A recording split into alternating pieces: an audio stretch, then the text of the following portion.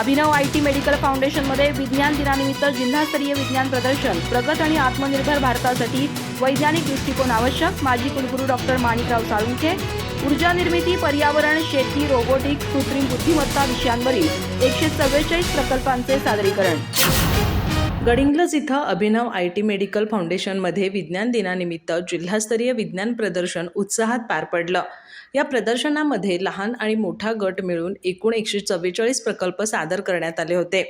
ऊर्जा निर्मिती, पर्यावरण संवर्धन, आरोग्य, शेती, रोबोटिक्स आणि कृत्रिम बुद्धिमत्ता यासारख्या विविध विषयांवरील प्रकल्पांनी उपस्थित मान्यवर, शिक्षक, पालक आणि विद्यार्थ्यांचं लक्ष वेधून घेतलं। या कार्यक्रमाच्या पहिल्या सत्रात उद्घाटन महाराष्ट्र अकॅडमी ऑफ सायन्सचे अध्यक्ष डॉक्टर दिनेश अमळनेकर यांच्या हस्ते झालं। त्यानंतर अमळनेकरी आणि परीक्षकांच्या हस्ते विज्ञान प्रदर्शनाचं उद्घाटन करण्यात आलं। समारोपाच्या कार्यक्रमात शिवाजी विद्यापीठाचे माजी कुलगुरू डॉक्टर माणिकराव साळुंखे प्रमुख पाहुणे म्हणून उपस्थित होते। यावेळी बोलताना त्यांनी प्रगत आणि आत्मनिर्भर भारत निर्माण करण्यासाठी समाजात वैज्ञानिक दृष्टिकोन जोपासणं अत्यंत आवश्यक असल्याचं सांगितलं। कृत्रिम बुद्धिमत्तेच्या पलीकडे जाऊन विचार करण्याची क्षमता, उद्योजकतेतील कल्पकता आणि शाश्वत विकास यावर विद्यार्थ्यांनी लक्ष केंद्रित करावं असंही त्यांनी स्पष्ट केलं।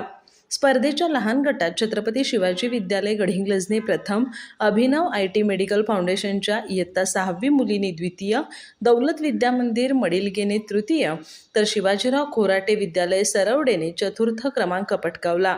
मोठ्या गटात क्रिएटिव्ह हायस्कूल गडिंग्लजने प्रथम, पार्वती शंकर विद्यालय उत्तूरने द्वितीय, अभिनव IT मेडिकल फाउंडेशननं 9वी सेमी मुलांनी तृतीय, तर अभिनव IT मेडिकल फाउंडेशन 8वी आणि 9वी मुलांनी संयुक्तपणे चतुर्थ क्रमांक मिळवला।